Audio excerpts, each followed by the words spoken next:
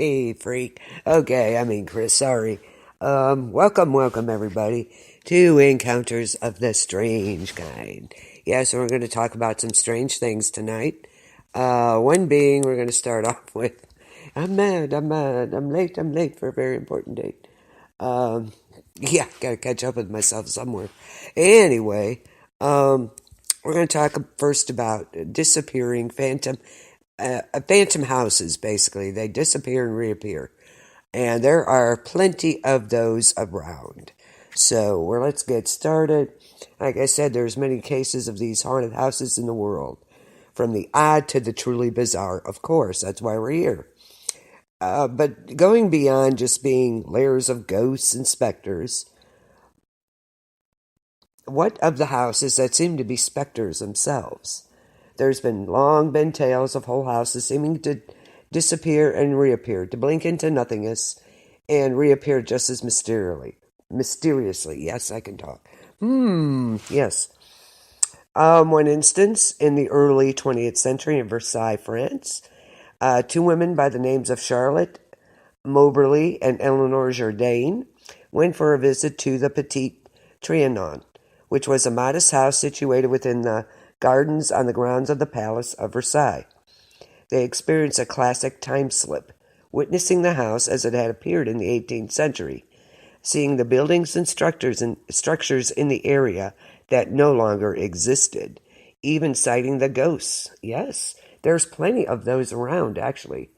These houses that just seem to reappear. They'll be there for a while, and then boom, they're gone.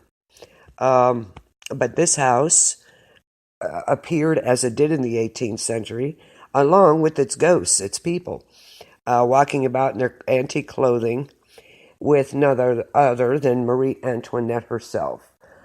Yeah, a house that vanishes. Uh-oh. I see where this is going. Typing, guys. It took me a second there, Chris. Okay. In the wake of this strange experience, the two women researched the history of the area and returned to the same house for their investigation. However, when they arrived, there was no trace of any such house there. Yeah, there you go. Yes, must be. That's right. Could be. Could be. Could very well be controlled by it. Nor even the path they had walked to get there on. All they could see were droves of tourists, none of whom had any idea what they were talking about. The woman would write a book of this strange anomaly, and the book is entitled An Adventure. But of course, some people say they were just delusional. But were they? In the late 1800s, there was also a tale of a phantom house that seemed to randomly warp about in the region of Suffolk, England. One summer evening in 1860, a man named Robert Palfrey was baling hay when he suddenly was overcome by a biting chill despite the warm air. When he looked up, he claimed to have seen a majestic and pristine red brick house surrounded by green gardens looming nearby, which he had never seen before in all his years in the area.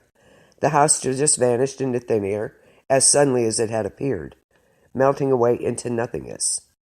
This particular house would be seen on again and off again in later years. In 1912, Palfrey's own great-grandson, James, was in the very same area when the air became frigid, and he claimed to hear a loud whooshing sound, as if a great amount of air had abruptly been displaced. Yeah, yes, it should have. Yes, it should have. I agree. Nightmares. Ooh. Yes. Anyway, when he looked up, they noticed an opulent three-story double-fronted red brick Georgian-style house surrounded by lush blooming gardens, and just before there had been nothing there. After a few moments, the house was ensconced with some sort of fog or mist and blinked out of existence. Then in 1926, a young teacher and her student were walking through the same area when they claimed to have come across a massive house with a wall around it, imposing iron gates and gardens. When the teacher lady asked local residents about the estate, she was informed no such home had ever existed anywhere near there. The teacher returned to the area with her student the following spring to find that indeed the house was not there. This is what she said. My pupil and I did not take the same walk again until the following spring. It was, as far as I can remember, a dull afternoon, with good visibility in February or March. We walked up through the farmyard, as before, and out onto the road, where suddenly we both stopped dead and gasped, "Where's the wall?" It was not there. The road was flanked by nothing but a ditch, and beyond the ditch lay a wilderness of tumbled earth, weeds, mounds, all overgrown with trees, which we had seen on our first visit.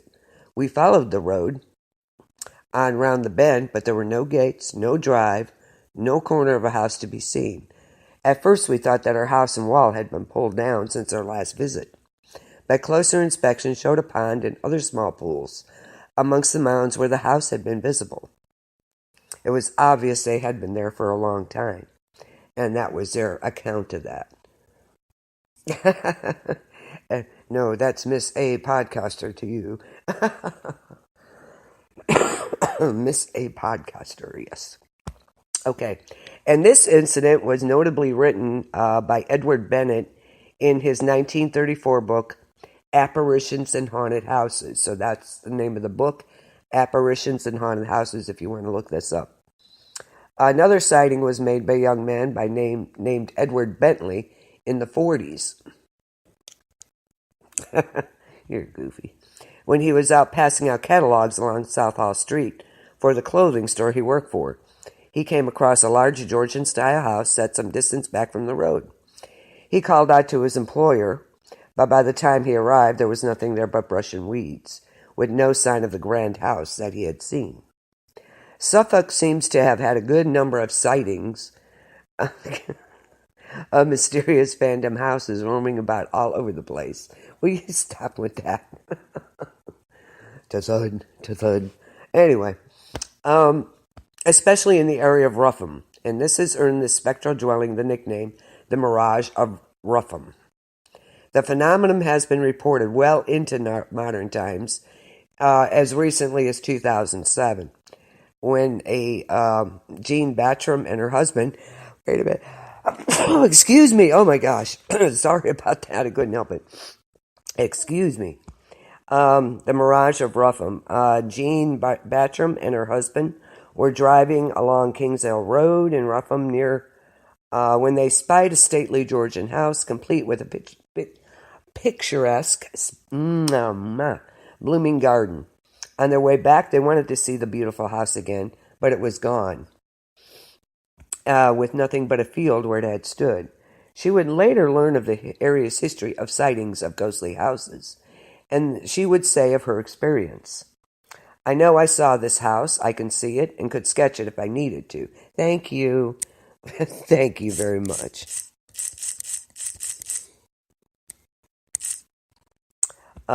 It was a lovely, big Georgian house with a whole row of long windows and trees at the back of it. I have talked to other people, and they have heard of it, and people in Rougham have heard of the tale. I would just love to get to the bottom of it. At the time it happened, I knew nothing about this house at all. I was looking across some plowed fields when I noticed this great big house, and remarked to my husband how beautiful it was. I had a quick look and saw those lovely big windows. But when we came back, there was no such house there. The Spectral House of Suffolk has been covered in numerous publications on the paranormal, including the book Spectral Suffolk by Chris Jensen, as well as Ghosts of Suffolk by Betty Puttick. One theory is that the house is nothing but a fleeting mirage, a trick of the eyes, while others suggest that it is a dwelling that usually resides in another dimension. And here you go. Oh, that would not be a good thing.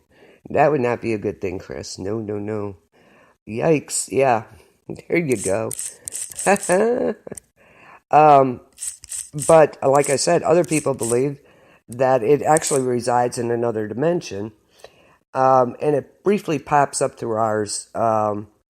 Maybe there's, some electromagnetic field in the air. Something's going on. And then it's gone. It goes back to where it usually resides. Nothing's conclusive, and it remains an odd, unexplained phenomena that continues to be one of the more well-known strange hauntings. We have some in the U.S. also. What do you guys think? I think it's real possible that it just pops. It's from another dimension and pops into ours just, every once in a while. It's not real consistent. But moving over to the U.S., there's an odd tale of a mysteriously disappearing home that appeared in the book, The Big Book of Virginia Ghost Stories by L.B. Taylor. Oh, a dear neck of the woods, Chris, so there you go. Could well be. The Big Book of Virginia Ghost Stories by L.B. Taylor is what that is.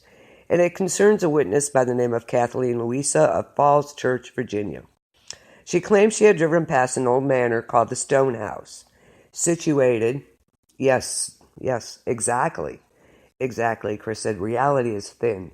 Yes, and I think these houses pop up now and again because of that. But anyway, there was a manor called the Stone House, situated near Sudley Road, many times, and had always wondered about its history. The house was located amongst some of the old battlefields of the American Civil War, and was absolutely steeped in history, as well as being a common landmark in the area. One night in 1986, Louisa went out to one of the old battlefields, along with her mother and grandparents, to gaze upon the passing Halley's Comet. But as they approached the intersection where the stone house should have been, it wasn't there. The baffled witness turned the car around and was finally able to locate an empty lot where the house should have been. Yet there was not a scrap to suggest it had ever been there at all. The only thing that remained were the well and some fences. The puzzled witnesses figured that the house must have been unexpectedly torn down or relocated sometimes very recently without their awareness. It looked like it was relatively untouched, and it certainly did not display the sort of activity one would expect from a house being torn down. Yes, I totally agree. I agree with that. He says the veil is briefly removed to reveal another dimension. Yes, I do believe that. And it seems like every time we talk about something on here like this, it comes back to that. Like those pale crawlers, are they just brief glimpses from another dimension? There's portals. We always come back to this somehow, some way. Full circle, as they say. Okay, back to this stone house. There was not even no rubble, no scars in the earth from machinery, no holes in the ground, no foundation walls. Seemed to be a merely expanse of land that had remained there. The only sign at all there had ever been anything there that was the well leading down into the dark. Let's see. Unscribbled words using letters. 5 little words you can make with touch. Okay. That's interesting. Where did you get that? Oh, Lordy. Anyway, and the group milled around the lot for some time. They were trying to figure out what happened before continuing on. 2 weeks later, the same group drove by the same intersection and were absolutely baffled when she saw that house was there again, as if it had never been gone. They all swore they had seen the empty lot.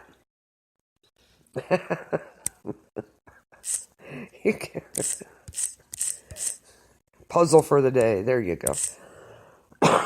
Excuse me. They all swore they had seen the empty lot. They were befuddled as to how the house could be there.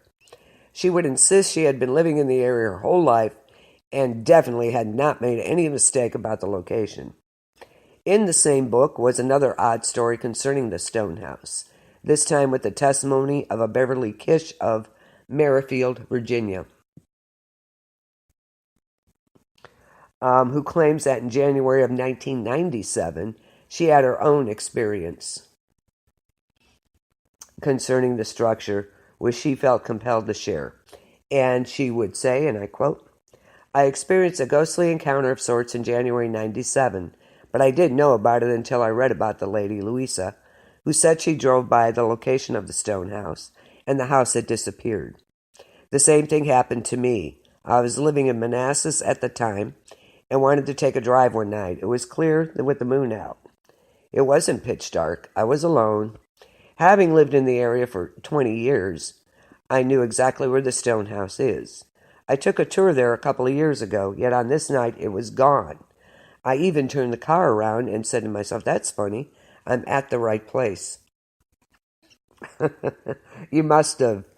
That's bizarre. That's funny. And all she saw was a patch of grass with the glow of the moon on it, where the house should have been. You can't miss this house. It's close to the road, so I can personally vouch for what the other woman saw, or what she didn't see, unquote. Yes, it is. I agree with Chris. I think it reveals itself every once in a while. The reality is thin. I think it exists in another dimension at this point. Also in the U.S. is the Spectral House of Cuba Road in Illinois.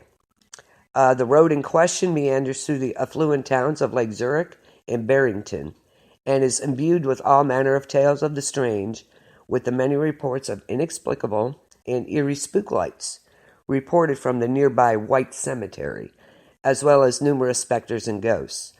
And supposedly, most strangest of all is what lies along a side street called Rainbow Road.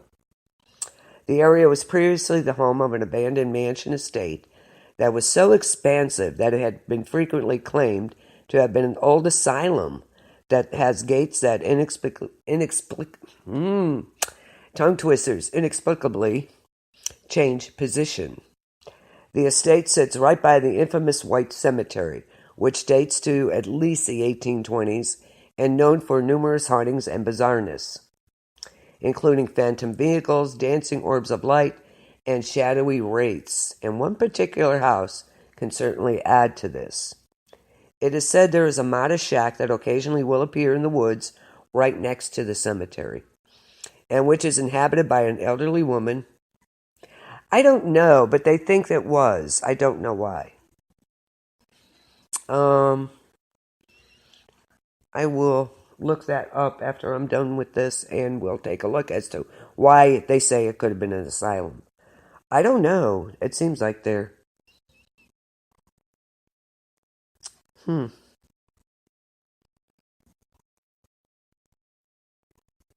It was. The area was previously the home of an abandoned mansion estate. Wait. Let me look back at my notes here. I don't know. We'll find out. Anyway, it is said there is a modest shack that occasionally will appear, and is inhabited by an elderly woman who is sometimes reported as holding a lantern. It is said that if one is to approach the house, it will simply vanish into thin air, along with anyone who happens to be too close for it. If you get too close, you're going to go with it, apparently.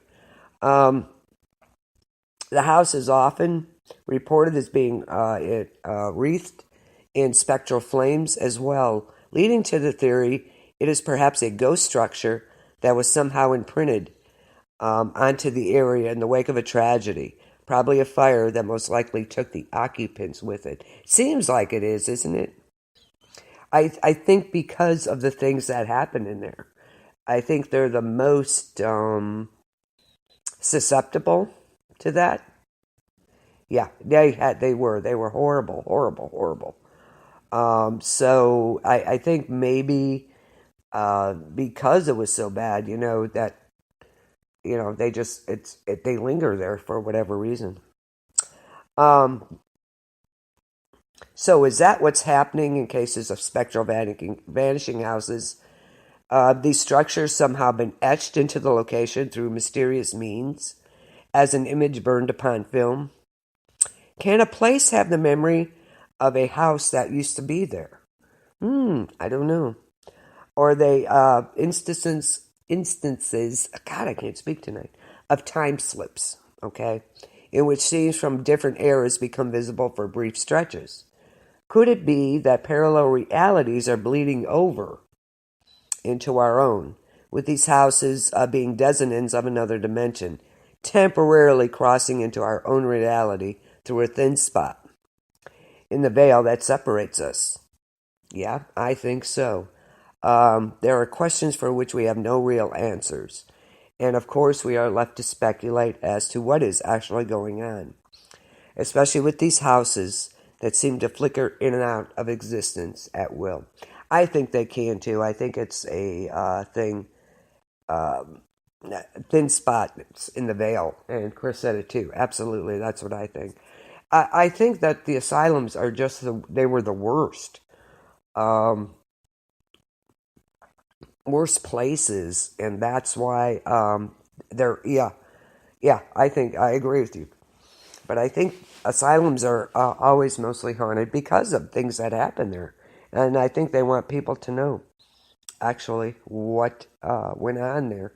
You know, they hear screaming, they you know pleading, help me, and different things like that. It's crazy. Um, so what do y'all think out there? I know what we think.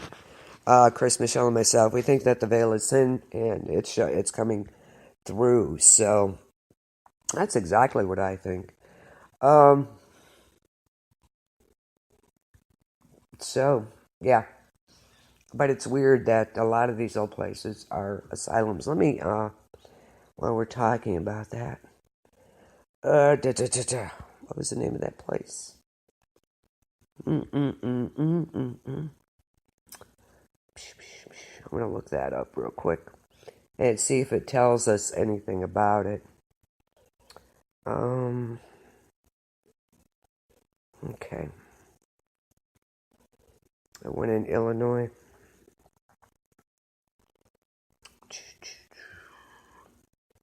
Um, okay.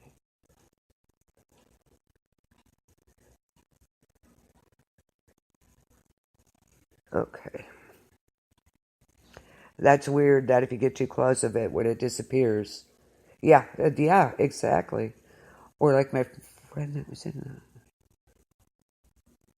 Yes, yes, exactly, Michelle. Yes. That was, oh God, that gives me the creeps just thinking about that. You know, what they did. Yes. Yes, yes, yes. I agree. I agree.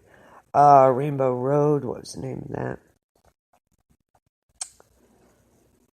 Spectre House of Cuba Road. Okay. Let me look that up. I want to see what that has to say about this spectral house of Cuba Road. Yeah, that didn't make any sense. Let's see what it has to say about it. Okay.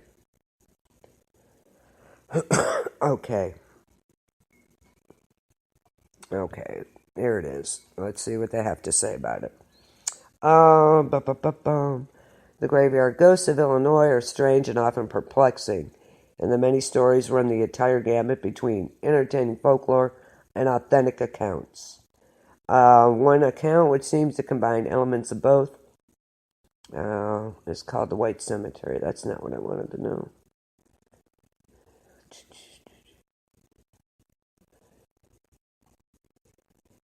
Okay. There have been also many stories about nearby Cuba Road itself. There's also, I think I went through that Phantom car there, the black one, the Phantom Black automobile. Uh, and of course, and the house is believed to have actually existed many years ago, and legends say it burned down under mysterious circumstances. Um, some of the sightings involve a spectral woman that carries a lantern and flags down passing motorists, and when someone stops and tries to help her, she disappears along the edge of the highway. Um, According to local historians, nearby Barrington and Lake Zurich were often visited by gangsters during the Prohibition era. Looking for a little peace and quiet, they would come to the small towns to rest, fish, and often to cause a little trouble. The stories say a spectral image of a cigar-chewing gangster. No, that's not what I wanted to know.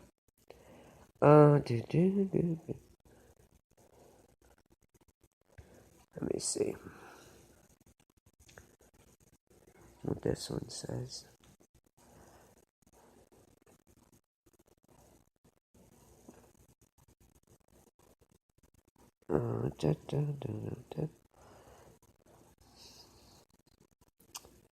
Legends are numerous. White Cemetery is very popular.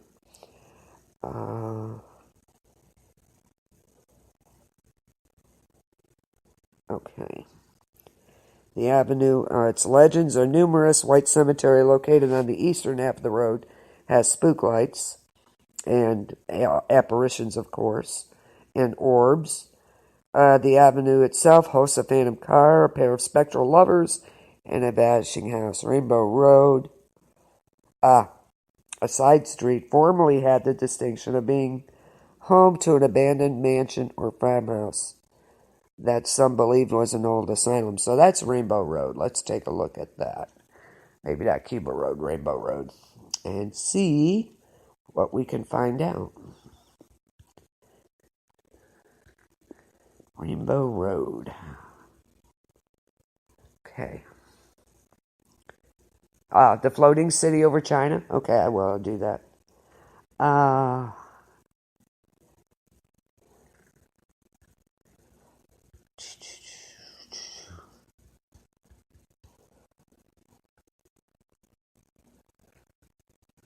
Okay, Rainbow Road Haunted Mansion.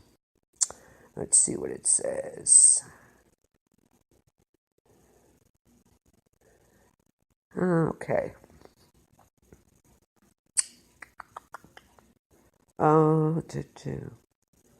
Orbs of life bouncing from the cemetery fence.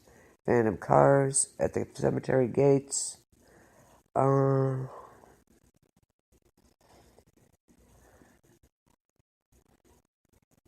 Supposedly haunted street called Rainbow Road, near White Cemetery, that is teeming with paranormal activity. There was a home that burnt to the ground many years ago along that stretch of road, and they still see that. That's the house that disappears. Dang it. That's not telling me anything. Anything we didn't know.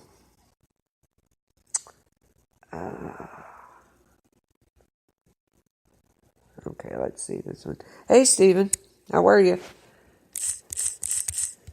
Trying to see what I can find out about this mysterious house on Rainbow Road. Let's see. Good to see you, by the way. Oh, dear God. No, that's not what I wanted either.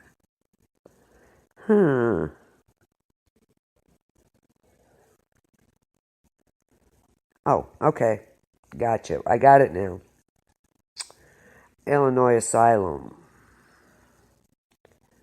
Let's see what it has to say here.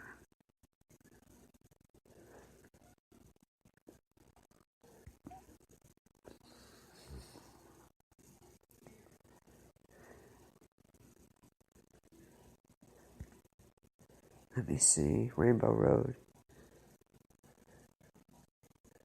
Rainbow Road Insane Asylum. Yes, there was one there, apparently. Yes.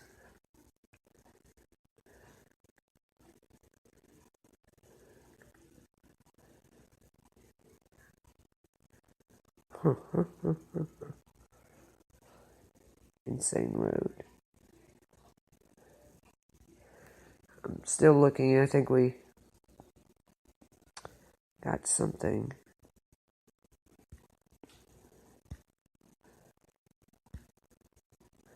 Alright, let me see if I can do this. Rainbow Road Asylum. Okay. My interest is piqued here. So let's see what we can find. Anybody have any information on this? Please get in the chat and let me know.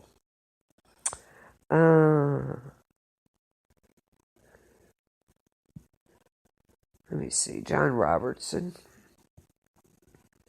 Tragedy of Rainbow Road.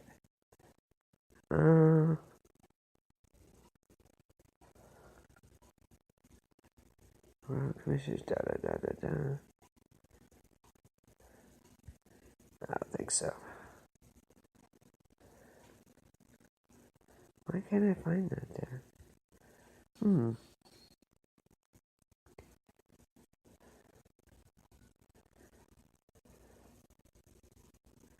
Most mysterious road in Illinois.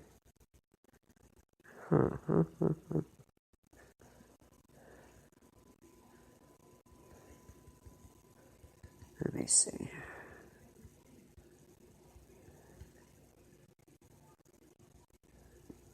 Okay, let me see what comes up with. I can't get anything in particular on this, and that bothers me. Why?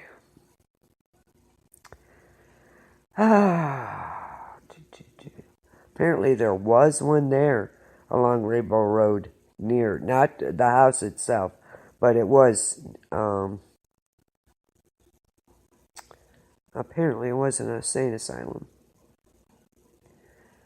For a lot of the Chicagoland ghost hunters, Cuba Road is the single most notorious haunted site north of the Southwest Bachelor's Grove Cemetery. The notoriety of Bachelor's Grove understand the challenge of filling shoes of that size. Is it part of Chicago? Okay. Let's see.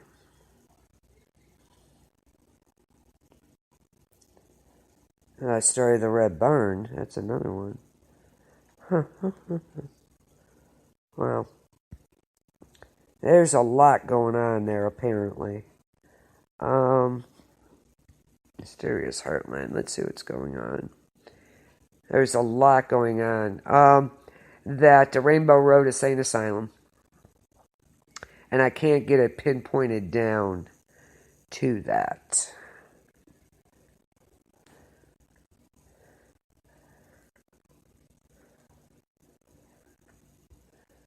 You know, in particular. You know, they got a ghost car, they got haunted cemeteries, they got, you know, the house that's vanishing. The insane asylum that they were referencing too. Dang it. Let me see.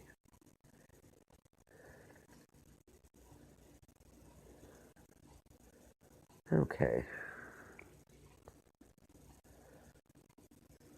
Okay, there's some for sale. I don't think I want to know that.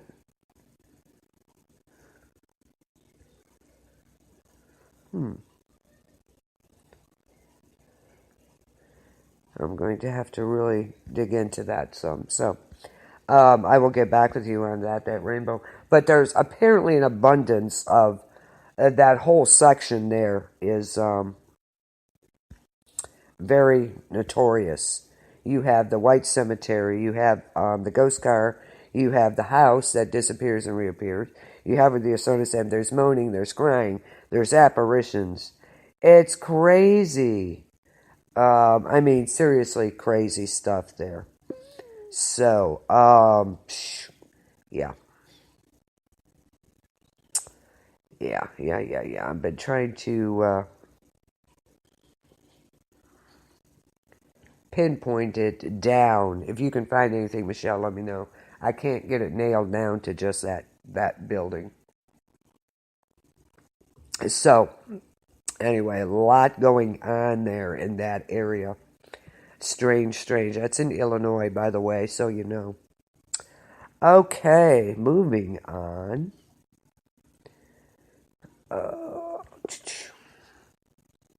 Yeah, I was trying to pinpoint that Rainbow Road Insane Asylum.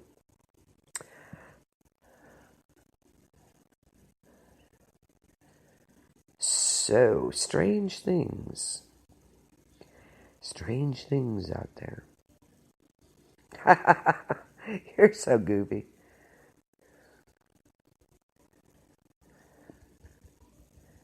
Strange things. So, yeah, I think it's The veil is thin, and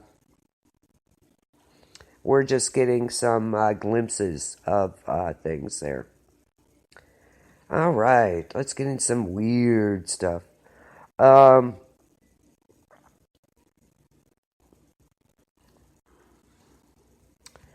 There's some strange goings on in the universe. Okay, thank you. Hey, we got some good stuff for Saturday. We're going to do Encounters and Ecto combined. Yeah, yeah. It's a side street off Cuba Road. Yeah, yeah. But I can't pinpoint the insane asylum. I don't know if there's a name to it or what. Listen to this, Michelle. This is where some of the stuff I found out for Saturday. Sinister Christmas encounters with the supernatural. Frightening holiday hauntings tied to Christmas. Yeah, very cool, huh? So some cool things. Sinister Christmas encounters with the supernatural. Ooh. So lots of stuff going on. How about those strange images captured from Jupiter and Saturn? Oh, have you seen that? Yeah, I know. I'm looking forward to that, Michelle, so much. We're going to have such fun with that. There's images captured from the JunoCam imager. Seems to show a dolphin-shaped cloud swimming across Jupiter. Krampus, yes. Which was on tonight, by the way. I wasn't home, but it was on. Krampus.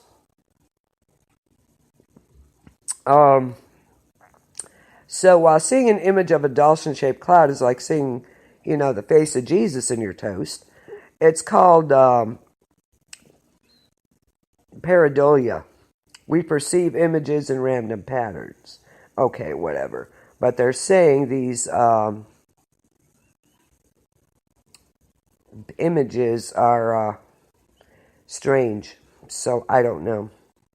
Do we really believe that they're getting images from there? Is it true? What do you guys think? Supposedly NASA's Juno spacecraft has been collecting data from our solar system's largest planet since arriving there in 2016. And it's supposed to stay operational through 2021.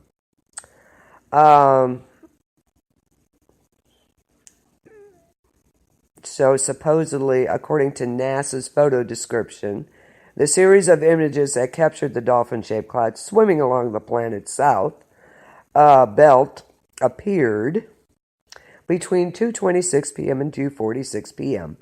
on October 29th. Isn't that nice? So they officially released the photo to the public on November 30th. Just real. You don't think so either, Stephen, do you? Yeah, I wonder myself, definitely. I agree, Stephen.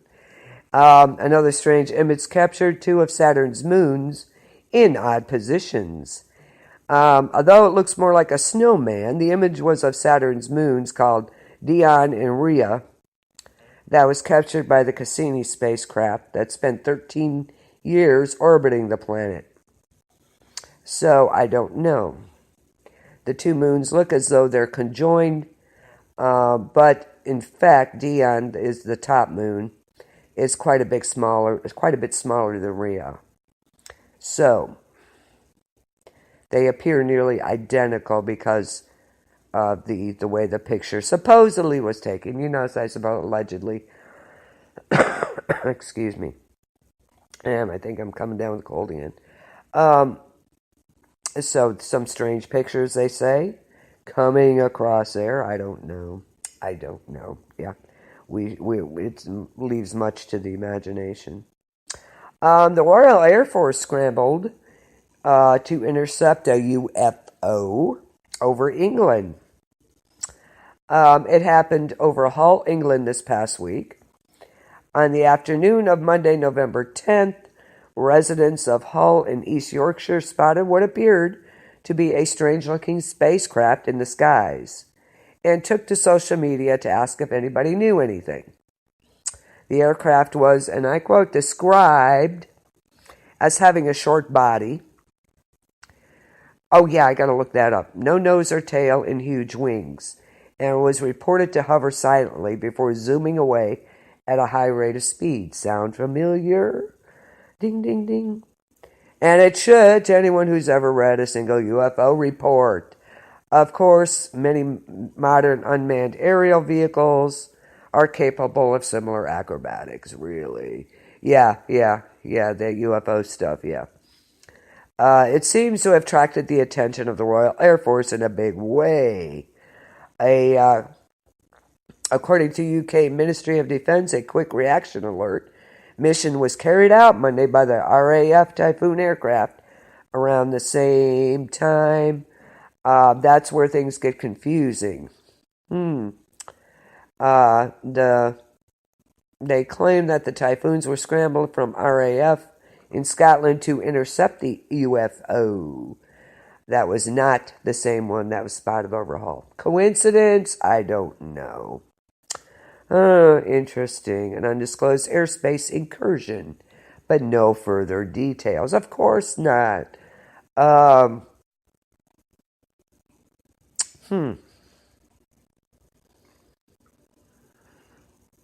What do you think it was? Was it merely a drill to demonstrate the meteor missiles are ready, or could it have been something else? Okay, let me get that. We're going to get into the floating city over China. So hang on a second here. Let me get that for you, because that sounds really interesting. Okay.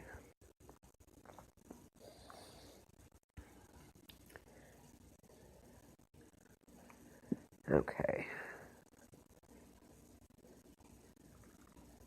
Oh, updated. Let me get that first. Oh, that's on YouTube.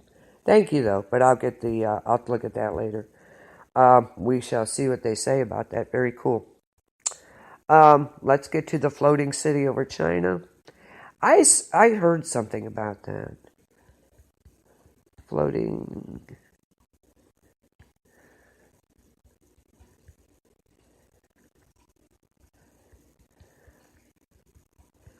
Okay, let's check that out. Okay, appears again over China. Oh, darn it. Again.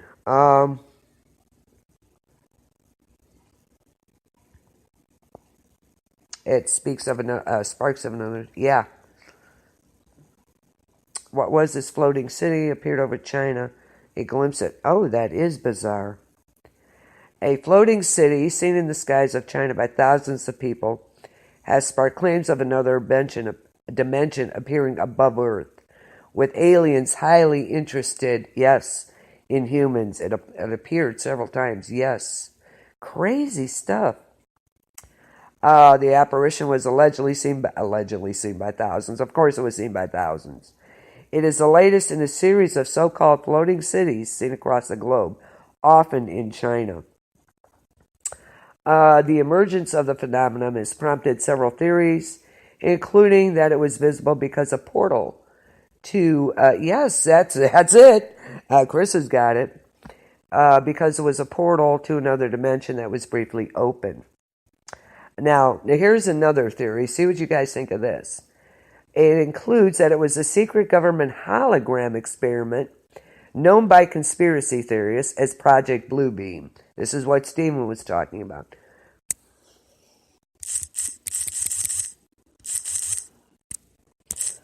Okay. It's an alleged plot to create a fake second coming to exert more control over the masses, or even connected to aliens. What do you guys think? What do you think? Not thousands of people weren't wrong, but what do you think? Do you think it was a conspiracy thing, a secret government hologram known as Project Bluebeam?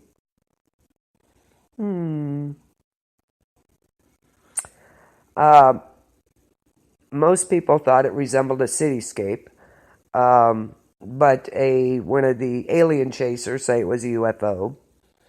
And he believes that it's a UFO mothership that is using the China smog problem for its own benefit, so it can make a rare appearance by flying low and do some serious research on the humans there. Yep, taking a peek, huh? Just nosing around some. It has been seen several times a year in China. Last time a floating city was hovering above the water. Also, another floating city was seen in the sky that was 5 times bigger than the city below and very high up. And they think aliens are very interested in humans. I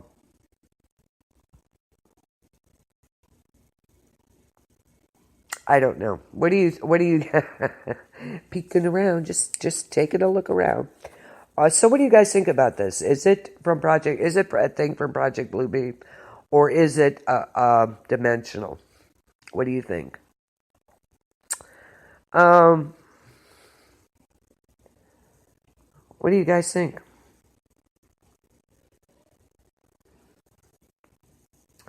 It seems like it's moving. October 2015, thousands of people reportedly saw a ghostly city floating over Foshan in the province of China.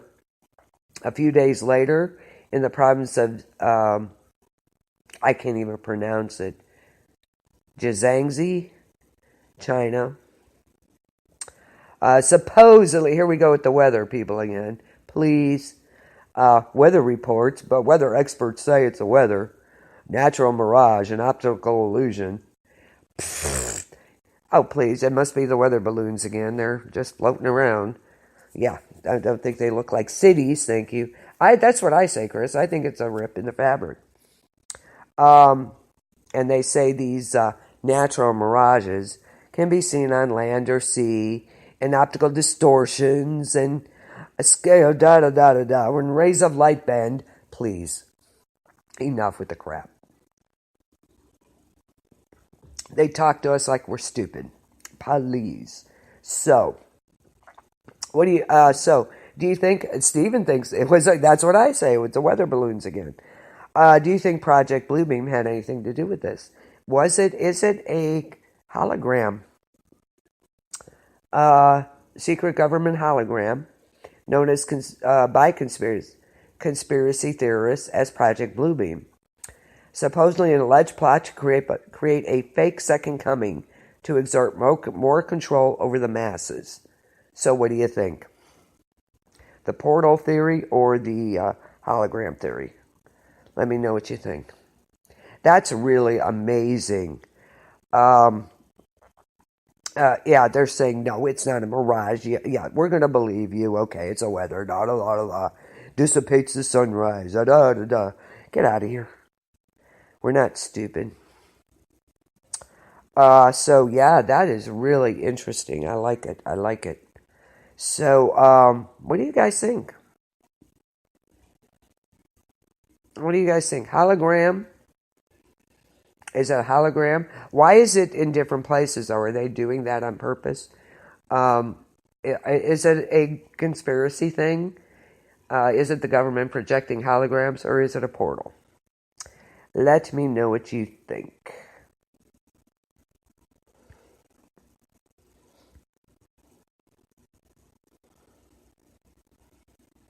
I think it's interesting to say the least. So let's see what you guys think about that. Yeah, it was a weather balloon, yes. The conditions were right. Yeah, okay.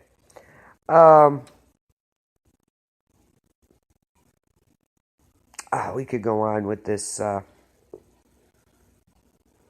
stuff. The talking heads speak. Yeah.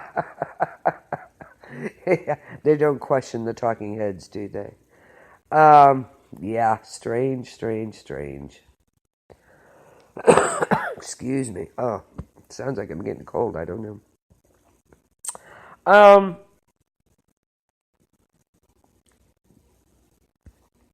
There was one I wanted to talk about here. And it was a ritual this guy was doing in India. Let me see. I can't wait till we do that.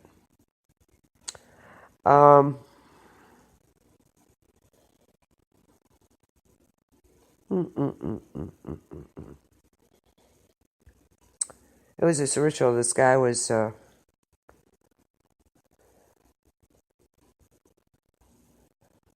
Oh, here we go, Michelle. You got to hear this one.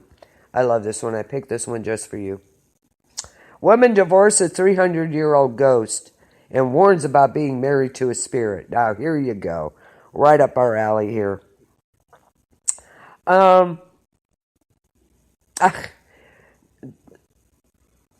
Crazy. Here we go. Now, you got to listen to this one. This is when writers look back on their stories and try to pick out the best of the past year. There are some that jump right out. Like the woman who... This is the truth. Yeah. This is a woman who altered her appearance to become a female Jack Sparrow impersonator. Who was then approached by a 300-year-old ghost who claimed to be the spirit of the real the real spirit of the real pirate who inspired the movie Sparrow. Fell in love and married the ghost on a boat.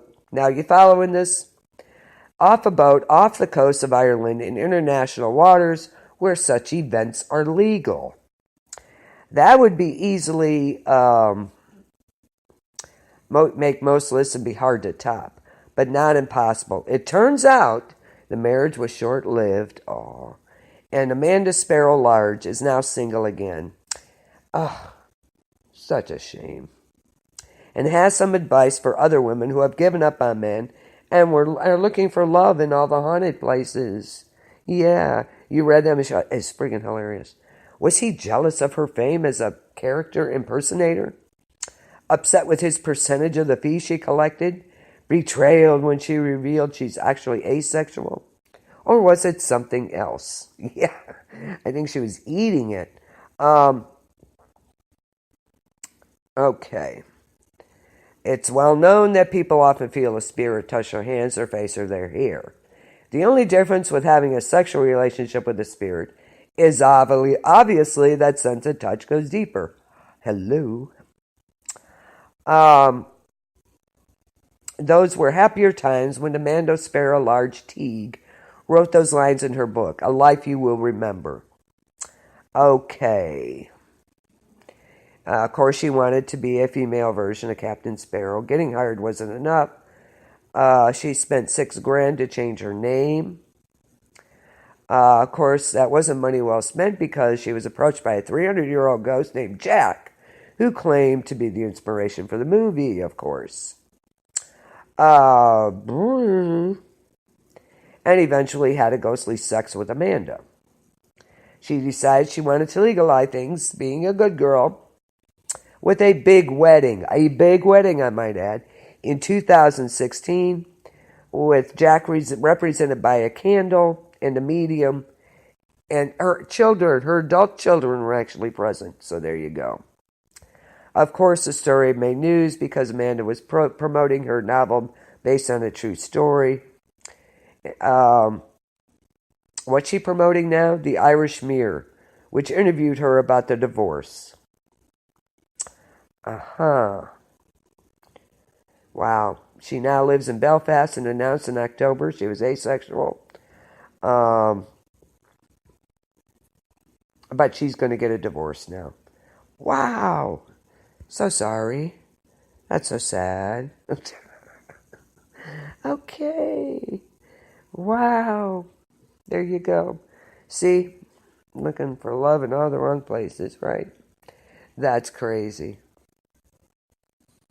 Yeah.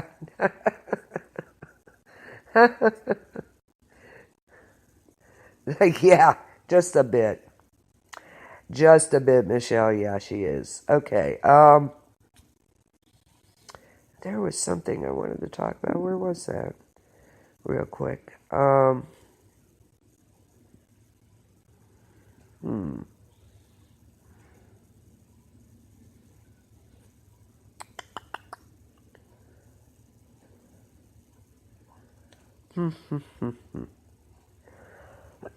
We also got evil entities, Christmas entities around the world.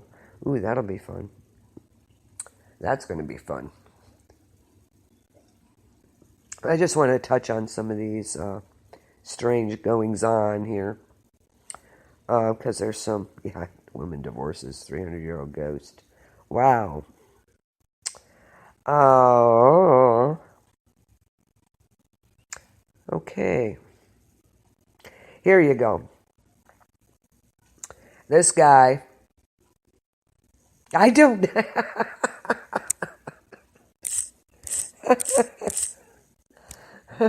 I don't know. You have to get the medium, I guess, to do. I have no clue. That's an interesting one. That's a good one. I don't know. Michelle, how do you get a restraining order on him if he refuses to leave? Good luck with that. I don't know. Get an exorcist, I guess. I have no idea. How about this guy? Man smuggling 50 human skulls and femurs for use in black magic and occult rituals arrested in India. Where did you get those? That's what I want to know. If you want a model train set delivered to your doorstep tomorrow, a series of underpaid and overworked heroes will pass it hand to hand across the country like a relay race. So let's all raise a toast of holiday cheer to the invisible, hardworking men and women who keep the world moving. So, and by God, friend, you'll be chewing through Fantasyland before the coffee's even on. Whatever you need, there's someone who will bring it to you. If you need a human skull to place in the center of a chalk pentagram where you can yell at it till a demon shows up, well, there you go. They've got that covered too. Yeah, excuse me, can I borrow your head? Yes, thank you. Where you can yell at it until the demon shows up, they've got you covered. Unless your necromancy supply delivery guy gets overzealous and ends up caught red-handed smuggling 50 human skeletons across international borders. Duh. Yeah. According to the India Times, government rail police in India were doing a routine liquor smuggling inspection when they found one Sanjay to be smuggling not booze but bones. Police say he was hauling 16 human skulls and 34 human femurs. Okay. On the Balya Selda Express, he admitted to police that he was smuggling the human skulls and femurs across the nearby India-Nepal border and then to the country of Bhutan, where they were to be used in black magic and occult rituals. He has to give them back now, by God. So every hobby needs a delivery guy, right? You don't think black magicians actually dig up their own stuff, do you? Come on now. Unless they're rocking some time travel magic on the side, there's only so many hours in a day. You need a logistics professional, of course, which apparently Sanjay is. Police suspected him of being part of an international corpse smuggling ring, I might add. And according to the Times, he also admitted he had made the skull smuggle twice before. Oh my God. This isn't the first time they found human remains in transit to India's northern border. On October 12th of this year, police found an abandoned bag containing a human skull in transit. It's not the most common, contraband, of course, but it is a reality and apparently is big business. There are places where occult rituals and black magic are such an ingrained part of the culture, it's near impossible for us to comprehend. You think? Impossible for us to comprehend. Just a little. He read the order for me correctly. He was supposed to be smuggling booze, not bones. The freaks changed it, didn't they? They got the booze and replaced it with the bones, I'll betcha. Excuse me. So, but Bhutan is one of those places. If you Google Black Magic Bhutan, I'm going to put that in here. Black Magic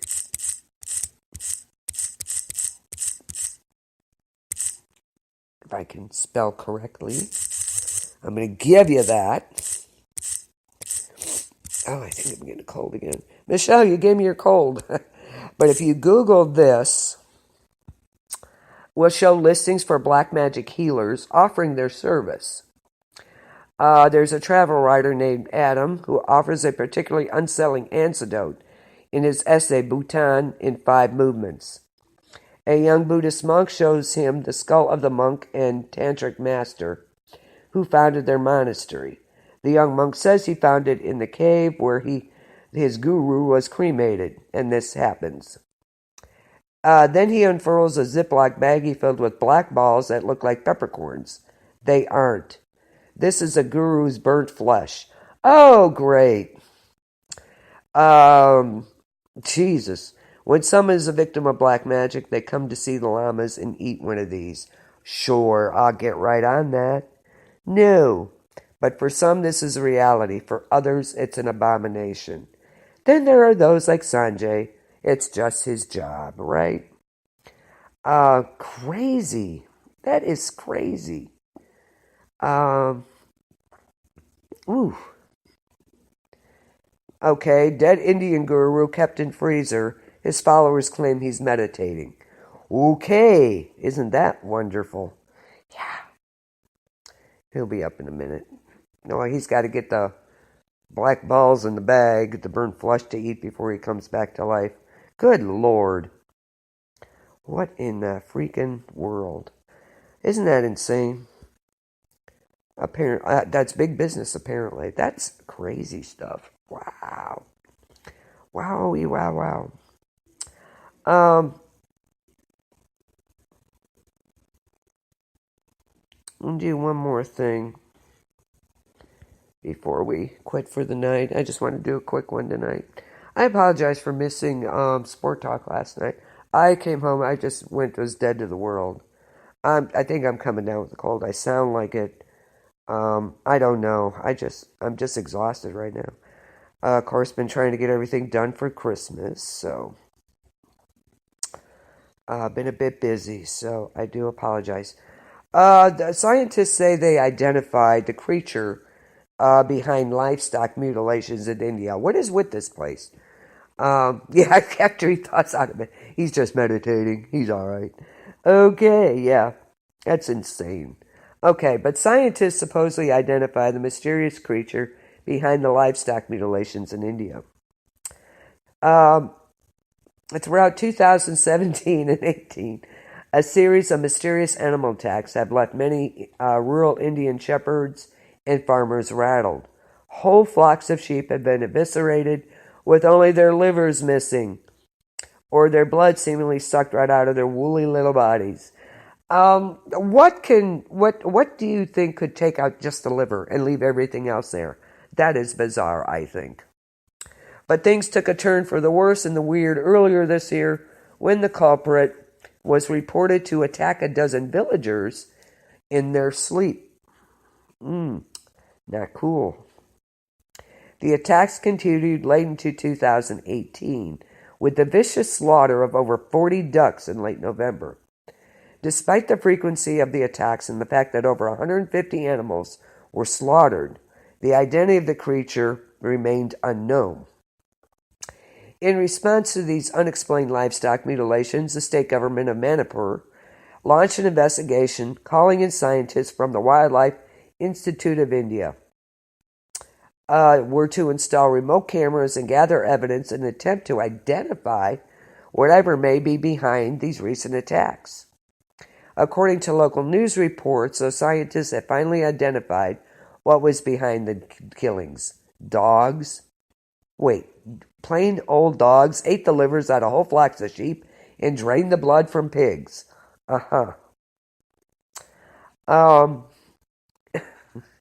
I guess they're anemic. They needed the blood. I don't know. The Manipur Forest and Environment Minister told reporters that the Wildlife Institute of India, who have been conducting the probe on the string of attacks on livestock, to conclude that the attacks were carried out by stray dogs. I don't think so. They can't, no, they will rip it apart. They would rip something apart. They're not going to just take the livers and leave the rest intact. I'm sure they have dogs because they're, getting the garbage cans. Yeah. They absolutely do pose some problem. Again, yeah, there's a lot of that going around. Packs of feral dogs pose problems, of course. Where's the evidence, though, that it is dogs? Where are the photographs of these dogs? Where's the footprints? Not even a single liver-spilled scat sample. Come on. I'm sure I think this was an explanation to calm the people down. I don't think that's it. I don't think they attacked 40 people while they were sleeping. I think they'd have heard them. No. A little tidy explanation there, right?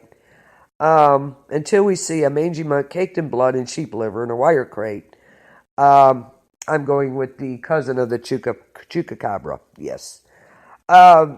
Dogs. What is with these people? They think everybody is so stupid. That we're going to take this at face value. Are you serious? No. Absolutely not. I've never ever seen a wild dog, feral dog, just take a liver out or suck the blood out. That's so bizarre. That is just so, I can't even believe they would even offer that kind of explanation, honestly. Honestly. Wow. So, I think I'm going to wrap it up for tonight. That's some of the weird crap going on. So look forward to this Saturday when Michelle and I do Ecto Encounters. We have so much stuff. Sinister Christmas Encounters with the supernatural. I don't think anybody's getting married, but we'll see.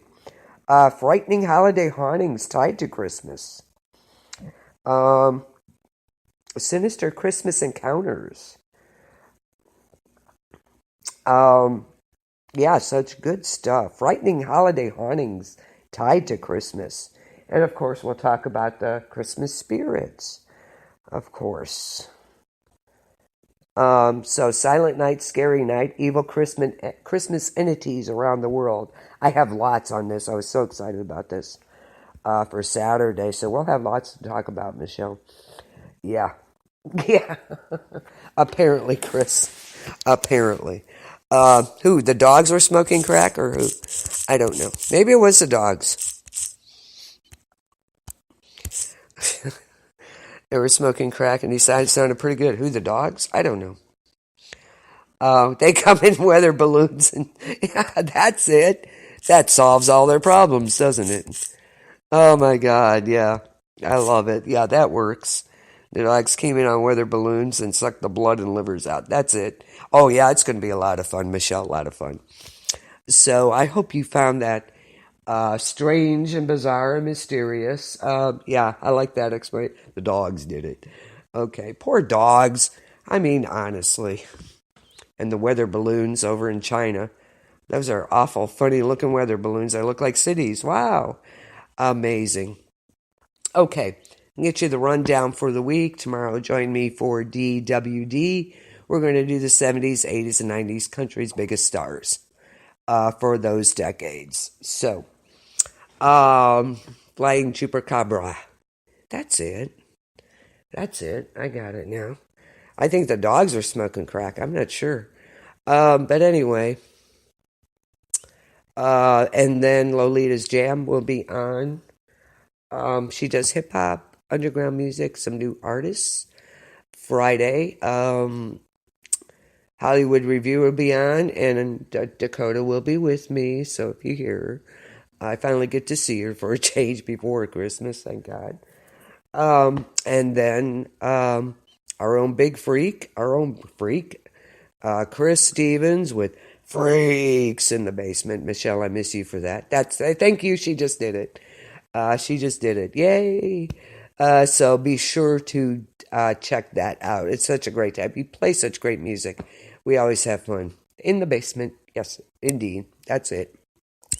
And then Saturday, again, Michelle and I are going to combine our shows, Ecto and Encounters, and we're going to do Christmas Spirit. So we got lots to talk about.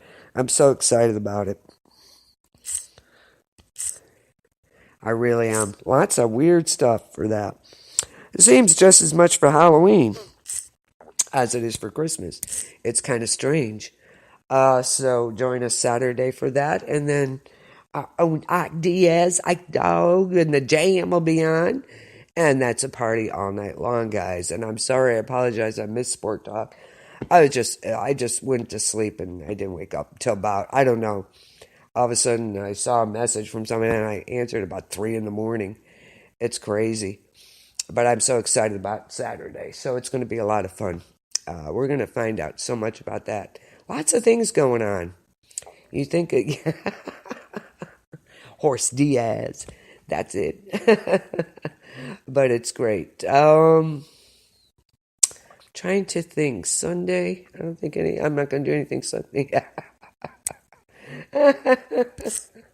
I love it. He left the door open, and that's his own fault. Monday, Sport Talk, of course. Planet B.O.B. will not be on Monday, so I'll have Sports Talk. I will be there, I promise. So much to talk about. There's so much to talk about. I'm loving it. I think Tuesday or Wednesday, I'm going to do a rocking Christmas show, Rockin' Christmas. And then DWD, I'm not sure what I'm going to do yet. We may have to finish up country, or I may just do a whole special. I don't know. I haven't decided yet. I want to do something. And I think on Friday or Saturday, Friday probably. No, I don't know. I'm going to do a traditional Christmas theme type show. Your traditional Christmas traditions. We'll do that. One of those on DWD. And, of course, everything else in between. So, anyway, get some shout-outs, okay? We have True Horror Junkies. We have Art of Darkness. Horror 3-Ring Circus. We have The Walking Dead Freak Show. Yay! We have Planet B period, O period, B period. Make sure you put the periods in when you type it in for Facebook, because I don't know where you'll end up. So, just letting you know. We have Survival Wolves. We have Conflicted with Julie Kenny. And I'm not sure about the other one, Michelle. Excuse me. Oh, I'm getting all stuffed up. Anyway, lots of fun groups. We have Art of Darkness, King Parker and Beyond, Typhoid Marys. So tomorrow night should be fun. We'll have some more contemporary country music, the 70s, 80s, and 90s, your biggest stars. You have Garth Brooks, Pot Barb, where? Of course, Garth Brooks, you have Dolly Parton, you have, there's just so many. We'll have to see what the top 10 are for each decade. It's going to be interesting, how they, N8V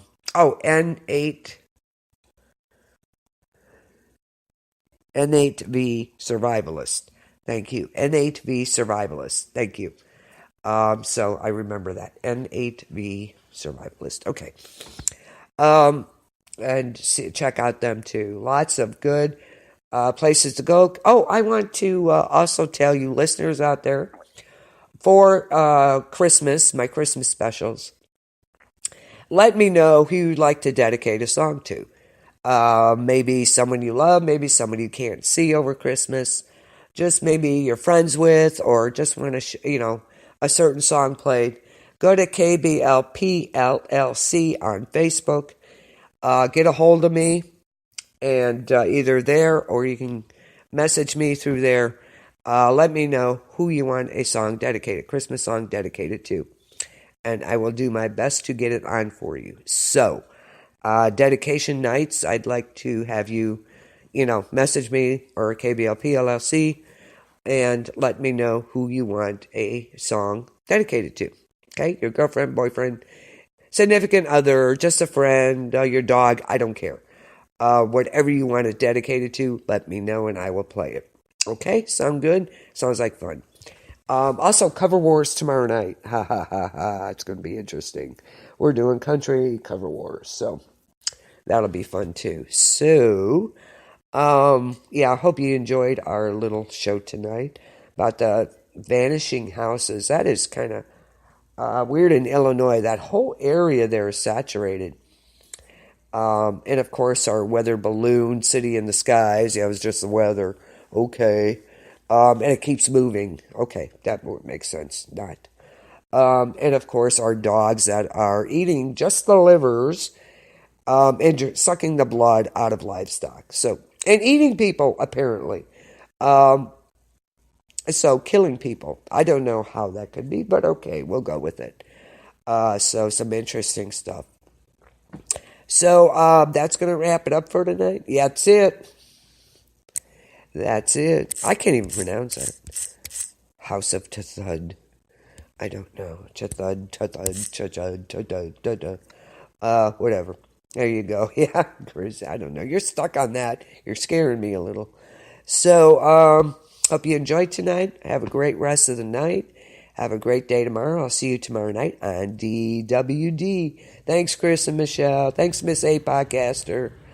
Hope you had a good time. Thanks for your inputs, guys. And I really think it's portals. I don't think it's delusional. Let's put it that way. Remember? Yes. Chud. The movie Chud, guys. Yes, I do remember that movie. Yes. Yes, I do. So you guys have a good night. Michelle, I hope you're feeling better. Much better. Thanks, Chris. Back at you. Yeah, I hope it's good night for you. Same to you, Chris. Yeah, that was a good movie. I liked it. So good night. Yeah, I hope you have a good night. Good. I'm glad you were pretty sick there for a while. So I hope you're much better. And just lots of things. Okay, so have a good night. You're welcome. Sweet screams, Chris. Get off of here and get working on that book, will you?